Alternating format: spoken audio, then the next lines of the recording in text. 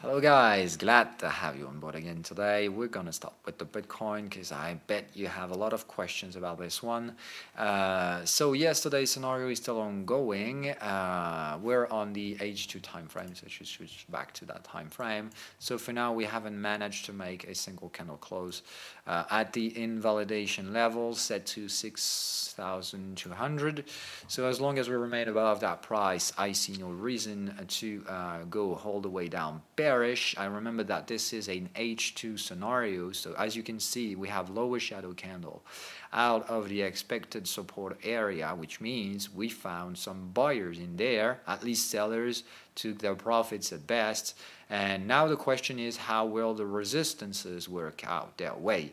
We have a candle close that is not pretty for a bear, which is have to see it that way. So once again, even though I'm trying to buy, I know that we have high risk right here, so we really need to see some bullish reactivation today.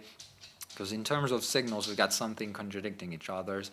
We've got an overload candle yesterday, which means that we have high danger to go into lower prices later, okay? But I think right now the highest probability is to reach out to the previous resistance right here near the 6,700 to 800, test that price, and that will be the price reaction there. That will be key to understand what's to forecast afterwards. So the only question I have in mind right now, we can see the oscillator in here is terminating the bearish oscillation, so we should have maybe a couple days to the upside.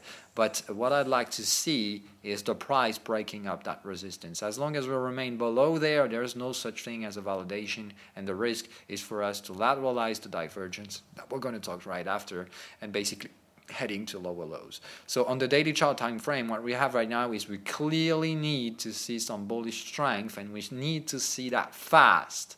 Because if we some kind of having slow moves, we really, the danger is to go lower. It's not the same scenario as we had back then, okay? We had no overloading patterns triggering. Overload strongly suggests that we might range a bit before probably going lower, which means being a bullish guy in there might not be the smartest choice, actually, okay? So I think that for the bears, for the bulls, we might need to pay for our stop losses ASAP in order to get out of the risk area, and then we just pay for the stop loss, wait to see either the market validating the trade to the bull side and validating the bottom, or breaking that bottom to go to new lows, triggering the stop losses. But anyway, we wouldn't have taken a loss in the speculative scenario, which is the best case scenario. It's trading for free, and either you'll be right or wrong, but being wrong is not going to cost you a dime.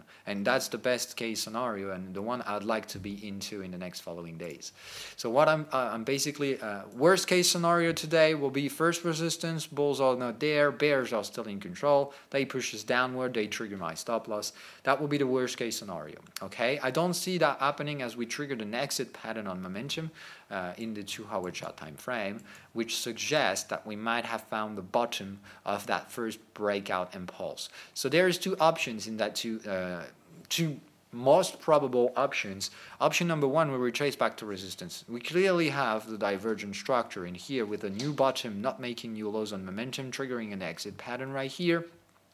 And we clearly have double bottom in here, in fact, two bottoms on different levels, but with a divergent momentum. Generally, that pattern pushes back the price to the first resistance in between. So normally we should push back to that peak. And the question is whether we will manage to break that up, or if it fails, triggers the bearish pattern of that breakout. Because if we go there, and we trigger the bearish pattern, and if the price is again heading to the downside, what we might face is indeed a price that is going to trigger the taking profit pattern at lower prices. And once again, you don't want to see that happening. Okay, we already tested the support, which means the next support is a breakdown level, and I think this will be way too dangerous to remain a buyer if we were about to do such thing.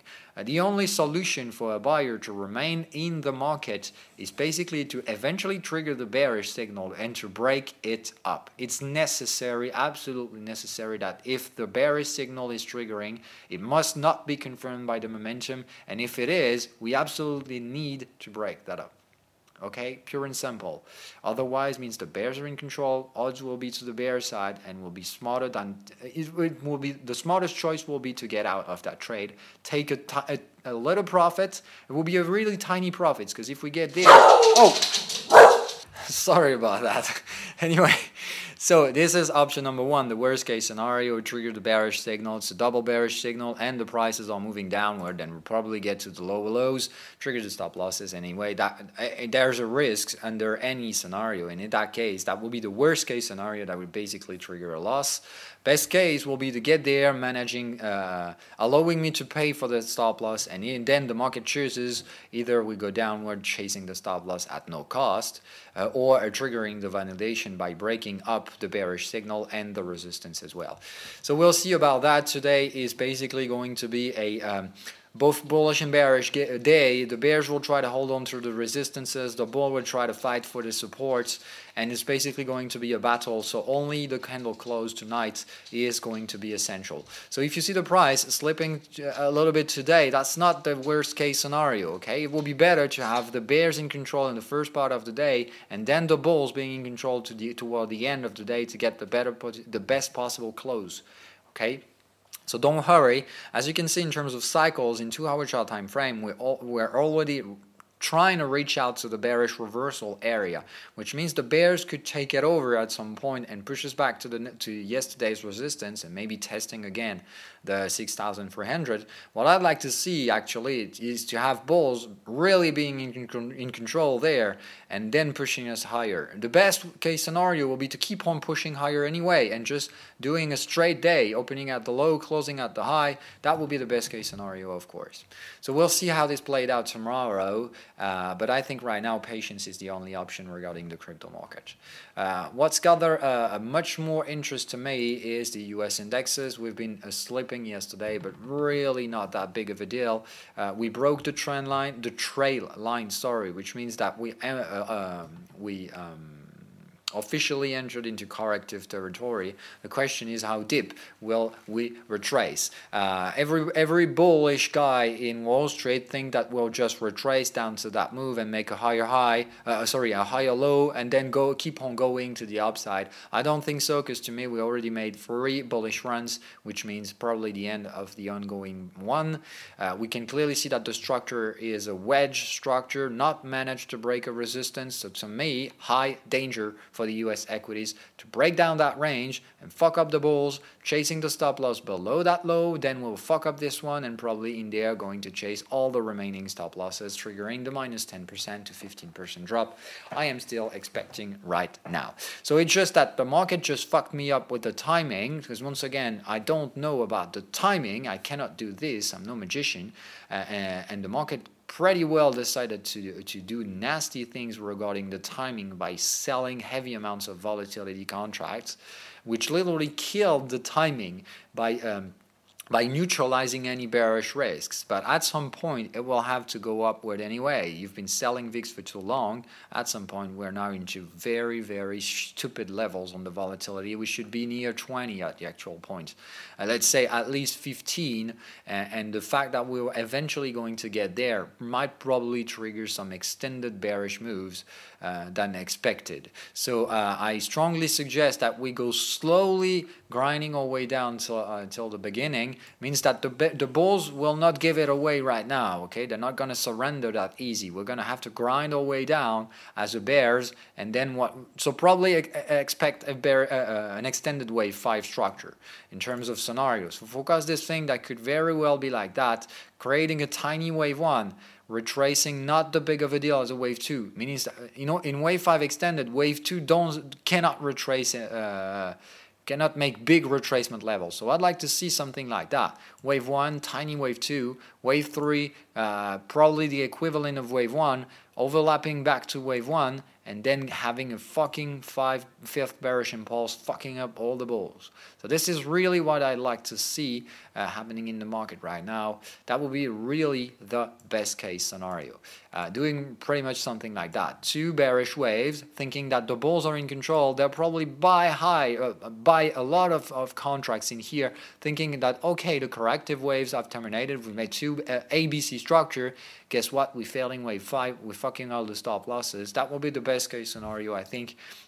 To just wrong foot the market and wrong foot the bulls, but once again needs to be really cautious in the 2 bearish waves, because bulls will think they're in control in here and they will buy the supports. Okay, we can clearly see that we've got a bullish gap in here, really interesting technical price area. You've seen we've been gapping that price previously as well, so really big support for the bulls in here, and I think this is where we're probably going to find or wave 1 and both or wave 4. Okay, so consider that price area as really, really important. So consider that the bulls might find a first support near that price. I'm going to give you those price right now, and you'll have them in the margin. So this is first support area in here. We got second one just down here by the gap closing. The gap closing, no, that was a bearish, sorry, that was a bearish candle. So the gap closes right here, and delete that key level, is no longer interesting. So we're probably going to find a wave 1 or either in 27.18 or 27.05 or 6. Consider that price an area. Of course, it can stop a few pips above or go a few pips below. We're probably going to have a wave 1 terminating in here. Of course, as a bear, I'd like to see the price heading toward the lower support area, not the higher one, but that's not a certainty. And then we wait for a pullback in wave 2 that must not be more than 50% retracement. We have to stick to 50% in order to have the 1, 2, 3, 4, 5 structure in a fifth bearish impulse extended. So consider it that way. Wave 1, 50% selling again, getting in here, taking profits, paying for the stop losses, and going all the way down when we take the wave 4, and this is where you get to use the leverage. You always trade leverage on the extended wave. Okay, so if you forecast an extended 5th wave, don't go leverage until you get to the 5th wave. Means we need to remain speculative leverage in here, taking the gains to pay for the stop loss and getting all in there. When we trigger all the stop losses of the bulls, we'll probably get wrong-footed at that point. So that's the scenario. Same things again with the VIX, whatever. You just know my scenario. I'm not going to repeat that one more time. You pretty well know about it. Today we've been breaking with the gold, so pretty nice gain today with the gold. I'm going to get into leverage trading someday, sooner, not right now. Once again, I think we might require some patience in here, but I'm already having maximum speculative leverage, so I don't really need to rush things right now. But I'm bullish on gold. You knew about that. I'm also bullish on GBP/USD. Is doing pretty well. I'm waiting right now. We have a bullish breakout. Target is right here. So I've been putting an alert down there, and the question is, whenever we get there, I'll simply raise the invalidation level and I will buy upon pullback, as I think we'll make a wave 2 in here. So I don't think that we're necessarily going to validate that breakout, but most likely going to pull back in there and retest the breakout level. So I forecast getting there, rising the stop loss and putting buy entries on pullbacks to get fully leveraged for the next bullish impulse. That should be wave 3, in which you can probably be leveraged. Okay, so that will be my scenario. Not too much leverage, because remember, for now we're still in very speculative areas. So it might just be a retracement. So regarding that risk, don't put too much leverage in here, and don't forget to secure the trades when you have bearish signals, okay? So we'll have to watch out for bearish signal during that scenario. That will be essential not to make mistakes or stupid trading, okay? So it's not granted, but I think we can expect nice gains on that scenario. AUDNZD as well is reaching out support area. I'm not buying right now, but I'm going to take that price no matter what. I'll buy with a limit price in here. Not too much leverage for now. It's be speculative leverage in here, and I'll wait to have price confirmations to get into fully leveraged position back in the game. I remember AUDNZD is my biggest ever scenario. I still have leverage 4 in that market, and I will get back to leverage 7 whenever we'll find find out that bottom, meaning I'm taking one more layer of leverage 1 right here, and I will get to one more reinforcement when we'll break the first resistance in here and getting out of the trend channel, and I'll take another leverage 1 whenever we'll break up that latest resistance to get into reaching out more highs. And remember, in here we're going to have an extended wave 5. We've got wave 1, wave 2, wave 3, same size, deep wave 4 retracement, pulling back to wave 1 overlap. We're going to have wave 5 extended afterwards. Probably going to, at least once again, I never know. I always speculate, and I speculate on that extended wave 5, which means I want to go over leveraged in here for that period of time. That's basically it. I'm watching closely Tesla today. If Tesla is making bearish engulfing pattern on the daily chart, I will take a short entry again on that one. I'm basically watching all over all those previous things I was selling back then. Any one of those who's going to give weakness signals, I'm going to take it. Well, I'm going to take them in once again. But I think, as I said, we'll still be probably in some sectorial rotations during the next following days when the SPX might be preparing for the first bearish impulses. Okay, so consider it that way. It's probably going to be market rotation in here with a tiny but not necessarily very aggressive bearish bias, and this is where in here I think everyone's going to sell their equities, doing the same thing at the same time, and probably expect a falling knife to trigger right here. But once again, speculative, and we're still pretty early stages of that speculation, so don't put too much money in there for now. Waiting to have the steps checked one by one, and whenever and if the market decides to do that, then only there is where I'll put the all-in money in here. Okay, otherwise I remain short on all the equities. We have to talk about the Hang Seng Index back to support area. I really want to see that one fucking breaking down to set things straight and finally stopping with that bullshit we have regarding the equities. I mean, we've been managing to break resistance in here. We failed it. We finally need to break a support, and whenever we will, I think we get to nasty parts. But for now, as you can see, we cannot manage to handle this. We didn't manage to make a candle close at the low, even though the candle is pretty nice. We've got bearish gap and all the way down, opening at the high, not necessarily closing at the low, but closing near the low. Closing at the low would have been the best option. So we need to have a close watch at the Hang Seng Index, and I don't want to see it rebounding in here once again. That will be freaking shitty. I really want to see that market collapsing. So we'll see about that. It's still being patient right now. All those scenarios remain speculative. Same thing for the VIX. Also, we have the 10-year yields heading to the downside. So that was expected. I'm not going to short the yields, meaning I'm not going to buy T-bonds. I only sell them. But this is where I've been moving. I've been taking my profits on the bonds, and now I let them consolidate when I get to short equities. And afterwards, in the end, when the equities will be to the downside, that when they will have lost a lot, and probably we're going to have yields into very interesting pricings, at 2.5, obviously I'm going to sell T-bonds again. Eyes closed. It's just for now, I wait to have the market heading that direction. And it might take a long period of time to get there. I anticipated timing right here, but could very well be far later than that. As you can see, if we do this, as we just triggered a higher high in here, so we're still consolidating there. Consider it that we could do it that way, so we have to report the extended Fibonacci levels. As you can see right now, it could lead us there. So in terms of timings, that will be absolutely normal to get there. So that will give us a bottom at the end of June, which means we could have a second, an end of that week of that month, pretty dangerous both for the equities, the VIX, the risk in general, and probably going to have a gold exploding. But as you can see, things are already changing. Money is flowing out from equities into bond market, gold, VIX, and yen. So all those things are bought, which means I'm probably about to trigger the scenarios I've been trading lately. We'll see about that tomorrow. Goodbye, guys. I'm going to take the question first before forgetting about it.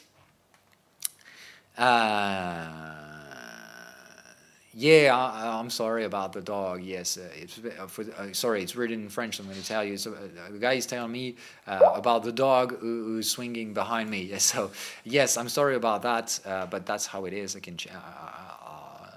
It's a price to pay. Please use Bitfinex charts beside that. No, I'm not going to use that. I picked Bitstamps and I'm going to stay there. I'm not going to change. You use the one you want. It's not my problem. I do use the one I want, and once again, you don't let yourself being disturbed by someone else's chart. You trade what you have on your charts. If you choose to pick up the Bitfinex quotes to trade, then you trade the signals you have on your charts. You don't trade mine. If you have different signals, don't care. You trade yours and yours only.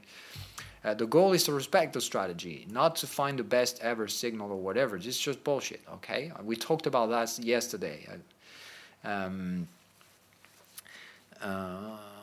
momentum in daily time frame, I get a gray bullet today. In my understanding, correct, that voids the oversold sign for yesterday's candle. Yes, it is actually. We are now in overload state and no more oversold, which means we have high probability to go lower afterwards. So I already answered your questions actually.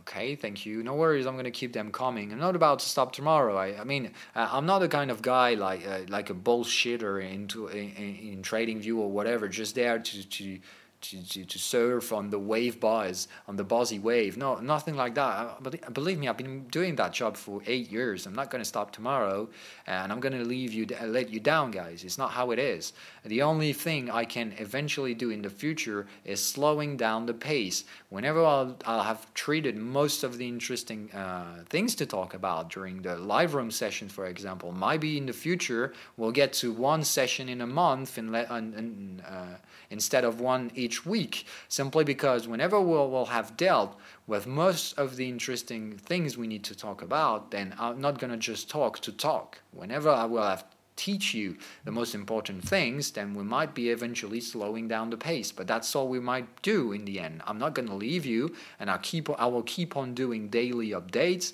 no matter what. So don't worry about that. I'm not going to let you down. It's not the point. Okay, it's my job. It's not a hobby. It's not something I'm doing to get money or for the pleasure or for the big buzz I've been having lately. I don't care about that. Even if you guys are just 30% left in a year, I'll still do the exact same thing. I mean, it's great today to have thousands of people listening to me every day, but I was doing the exact same thing months back from now, and I had like what, 300 to 400 persons a day, and I was doing the exact same job. I don't fucking care about the audience. Okay, I like doing that. I like helping people. Of course, it's better for me. The more people I help, the better I feel. But once again, I'm not going to stop. If you just stay away, if you just move away from me, no problem. Really, that isn't a problem. So I'm not going to stop tomorrow. Don't worry about that. So RSI is getting into heavy oversold territory on the daily time frame, of course, the big four, especially the Lycon right now. Will always be a buyer in this market when we are in oversold territory, and I see that's a big problem you don't want to jump into, Bobby. Let me be honest in here, a buying oversold cluster is nothing like a trading strategy that is profitable. That's eventually even the worst case scenario, because you try to buy in an oversold market, and if the market keeps on overselling, then you're just going to be into a nasty loss. So it's either you try that speculatively and buying just like I did, but knowing that I have a stop loss, I've been putting very tiny leverage regarding the high risk, as the daily chart still remains bearish no matter what. So I think really dangerous, yes, and I don't find it hard to believe we reach 4K. The only question to me is how we will do it. So I know this might sound like knowing what's about to happen. First, I don't know, but I need to speculate, and in order to speculate, I need to have a mindset, and my mindset for now is that we're heading to that price and maybe eventually lower. So yes, it's just making a good. We need to have a bullish candle today on the Bitcoin. If we don't, it means the bears really are in control, and that wouldn't be surprising. I mean, in the bearish trend, bears in control is something we might be able to see. It's just that we might find some bullish demand in here, and if we don't, then once again, nasty things will be down the road. If we don't have buyers anymore in that market, means that we'll probably get to 3K. I mean, at least we see about that, okay? So let's not get too much ahead from the market, too many steps ahead. So first, today, we wait to see if we have bullish demand confirmation, and if we don't, we'll see about that tomorrow. Goodbye, guys, and have a good day.